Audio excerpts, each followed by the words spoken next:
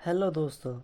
तो आज का सब्जेक्ट है लाइफ स्पैन और इसका एक हम क्वेश्चन लेके आए हैं जिसका नाम है explain Piaget's concept of cognitive development during middle childhood. तो आइए इसके बारे में बात करते हैं, इसके आंसर के बारे में और इसके जो कॉन्सेप्ट होते हैं वो किस तरह से होते हैं और स्टेप बाय स्टेप चलते हैं। आइए चलिए शुरू करते हैं। तो इंट्रो कुछ इस तरह है। एडोलेसेंस जो होती है डेवलपमेंटल स्टेज होती है चाइल्डहुड और अडल्टहुड के बीच की, जिसको हम ट्रांजिशन पीरियड भी कहते हैं। और ये 12 से 19 साल तक या 11 से 21 साल तक कोई भी ले सकते हैं। और इसकी बिगिनिंग पुबर्टी से होती है और इसमें फ़िज़िकल चेंजेस के अलावा साइकोलॉजिकल एंड सोशल बायोलॉजिकल बहुत चेंजेस आते हैं। एडोलेसेंस बहुत ही ज़्यादा स्ट्रेस का पीरियड होता है। इतने सारे चेंजेस के साथ एडजस्ट करना और बहुत सारी चीज़ें इसमें चेंज होती हैं। साइकोलॉजिस्ट ने 4 एरिया ऐसे डिसीज़ करे हैं उनके बिहेवियर से रिलेटेड। तो physiological changes and growth, cognitive, mental development, identity और पर्सनालिटी फॉर्मेशन, जो कि बहुत ही ज़्यादा इम्पोर्टेंट है। पेरेंट एडोलेसेंट रिलेशन, ये 4 एरियाज़ हैं जिनके ऊपर काफ़ी रिसर्च हुई है। कॉग्निटिव डेवलपमेंट होता क्या है? जब एडोलेसेंस की एबिलिटी टू थिंक डेवलप की एबिलिटी टू थिंक डेवलप होती है, तो थिंक और reason, it refers to how a person perceives, think and gains understanding of his her world। तो एडोलेसेंस एज में कॉग्निटिव डेवलपमेंट काफ़ी फास्ट होती है।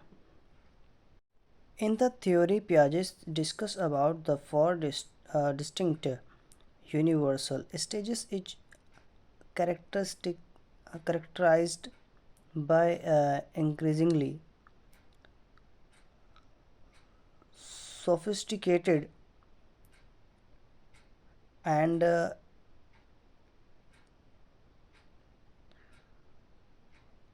abstract levels। तो हमने 4 स्टेजेस पढ़ी थी। सबसे पहले इन्फेंसी में बोला था कि सेंसरी मोटर्स स्टेज होती हैं। उसके बाद उन्होंने अर्ली चाइल्डहुड में बोला था प्रीफ्रंटल।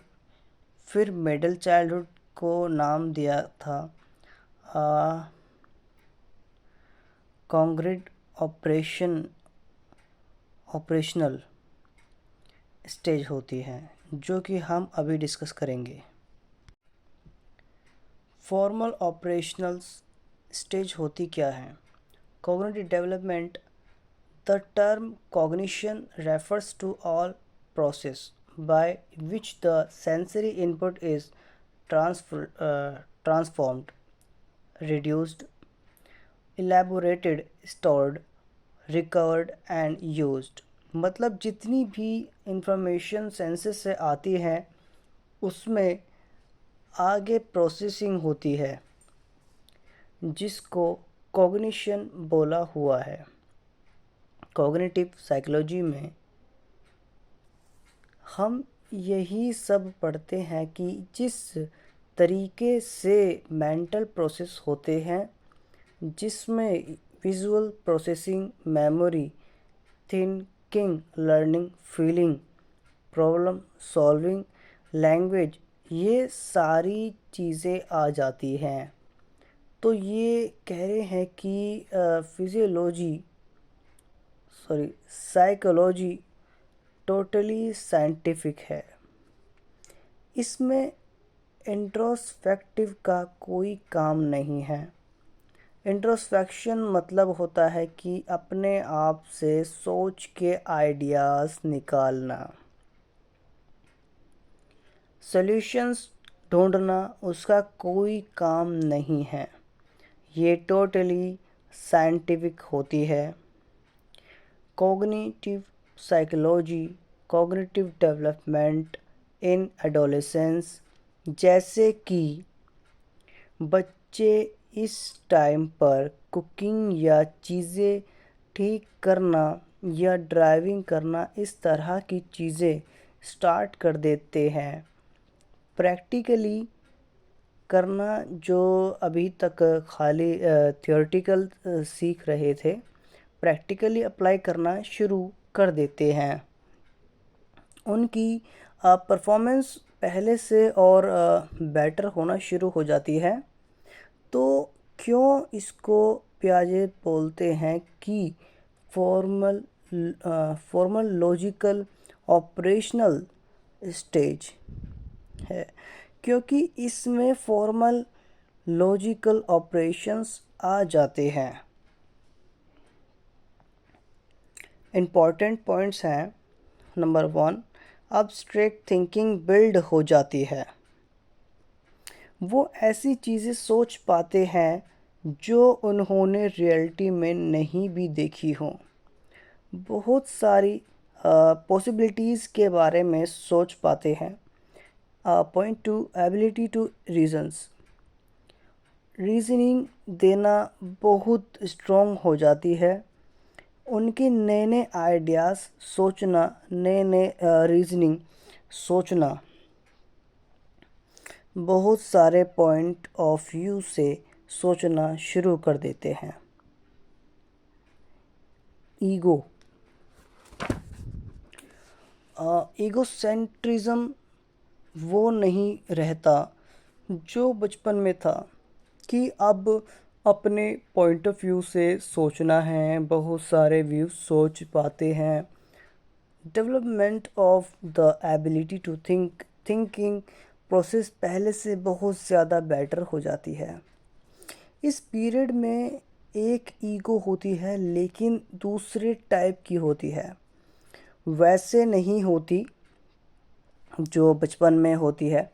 ईगो सेंट्रिज्म होती है जिसमें ये अपने आप में को बहुत ही यूनिक समझते हैं। एडोलेसेंट को लगता है कि हम बहुत अलग हैं, दूसरों से हम बहुत यूनिक हैं, तो अपने आप को बहुत यूनिक समझते हैं। तो अपने आप को यूनिक समझने के साथ साथ सोचने लगते हैं, तो एक ईगो भी डेवलप हो जाती है। अर्ली एडोलेसेंस, इसमें क्या बोला कि फॉर्मल लॉजिकल ऑपरेशंस उनमें डेवलप होना शुरू होते हैं। अर्ली एडोलेसेंस एज में अथॉरिटी को क्वेश्चन करना शुरू कर देते हैं। मतलब जैसे टीचर ने कोई बात बोल दी तो बच्चा चाइल्डहुड में कहता है कि टीचर ने बोला वही सही है, लेकिन जब बड़े होते हैं तो उसको भी क्वेश्चन करते हैं कि ये कैसे सही है, आप मुझे एक्सप्लेन करो। और अगर पेरेंट्स ने कोई रूल बनाया है घर पे, तो उसमें उसके पीछे लॉजिक दो मेरे को कि आपने ये क्यों करा। तो अथॉरिटी को क्वेश्चन करे, लॉ को, इवन जो लॉ है अपने कंट्रीज़ के, उसको भी क्वेश्चन करने शुरू कर देते हैं कि इस तरह से क्यों है, क्योंकि उनको लॉजिकली उनका माइंड चल रहा होता है। ज़्यादातर तो अपने थॉट्स को ज़्यादा बेटर तरीके से वर्बलाइज करना सीख जाते हैं और बहुत सारी चीज़ों पे ध्यान देते हैं, जैसे स्पोर्ट्स पे, अपने ग्रुप पे, अपने पर्सनल अपीयरेंस पे, अपने आप को अट्रैक्टिव बनाने पे, और पेरेंटल रूल्स जो चेंज करने हैं, मतलब कि रूल्स को किस तरीके से चेंज किया जा सकता है। वो उस तरीके से रूल फॉलो नहीं करते जैसे पहले करते थे। जो रूल हैं वही मानना है। तो ये चेंजेस आने शुरू हो जाते हैं अर्ली एडोलेसेंस में।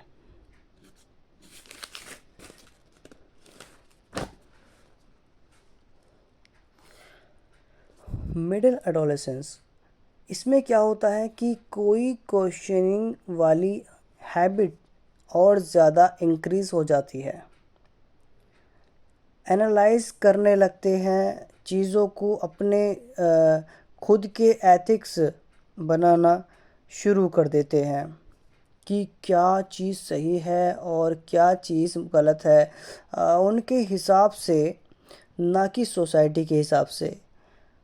अपनी खुद की आइडेंटिटी बनाना शुरू कर देते हैं कि मैं कौन हूँ, मैं आगे जाके क्या करूँगा, मेरे व्यूज़ किस तरह के हैं, मेरी थिंकिंग किस तरह की, और ये मैं आगे जाके क्या कर सकता हूँ। अपने फ्यूचर गोल्स के बारे में अपने प्लान्स बनाना शुरू कर देते हैं और सिस्टमैटिक थिंकिंग करते हैं। बिल्कुल ही लेट एडोलेसेंस, अपने सेल्फ सेंटर्ड कंसेप्ट्स और अपनी पर्सनल डिसीजंस मेकिंग पे फोकस बहुत ज़्यादा होता है। ग्लोबल कंसेप्ट्स के बारे में सोचना शुरू कर देते हैं, जैसे जस्टिस के बारे में, हिस्ट्री के बारे में, पॉलिटिक्स में इंटरेस्ट आ जाता है। आइडियलिस्टिक व्यूज़ डेवलप हो जाते हैं। आइडियलिस्टिक मतलब कि जिनको ये अपना आइडल मानते हैं, तो उनको ये हर तरीके से पॉजिटिवली देखते हैं। वो कभी नहीं सोचते कि उनके आइडियल में नेगेटिव भी हो सकता है। डिबेट बहुत करते हैं हर चीज़ में, डिसीजंस बहुत करते हैं। उनको हर चीज़ की रीजनिंग चाहिए होती है। अपनी थिंकिंग पे फोकस करना शुरू करते हैं और करियर मेकिंग डिसीजन पर भी, क्योंकि लेट एडोलेसेंस पीरियड भी होता है, और अपना रोल सोसाइटी में, कि उनका क्या रोल सोसाइटी में रहेगा, इस तरीके से इनकी थिंकिंग डेवलप होनी लग जाती है। जो एडोलेसेंस होते हैं ना, उनमें अंदर एक अप्रोच होती है उनके माइंड में, उसको बोलते हैं डिमेटिज़म, स्केप्टिज़म। इसका मीनिंग ये है कि कुछ चीज़ों को तो वो ब्लाइंडली फॉलो करते हैं, कुछ चीज़ों को जैसे उनके जो आइडियल होते हैं वो तो ब्लाइंडली फॉलो करते हैं। जिनको वो अपना आइडल मानते हैं उस पे वो पूरा फेथ करते हैं। वो जो कर रहा है वो ठीक कर रहा है, या जिस चीज़ के लिए वो उनको फेथ होता है, जिस चीज़ पे वो ब्लाइंडली फेथफुल रहते हैं, उस पे, उसके लिए तो, और बाकी चीज़ों के लिए बिल्कुल डाउटफुल रहते हैं। उन पे बिल्कुल भी भरोसा नहीं करते, हर चीज़ पर डाउट करते हैं। मतलब ऐसा नहीं है कि वो हर चीज़ पे ही डाउट कर रहे हैं। टोटली 100% में से 50% चीज़ें ऐसी होती हैं जिसको वो बिल्कुल ही ब्लाइंडली फॉलो करते हैं, और 50% चीज़ें ऐसी होती हैं जिसको वो बिल्कुल ही भरोसा नहीं करते। तो इस तरह के डॉगमेटिज़म, स्केप्टिज़म अप्रोच होती है इस टाइम पर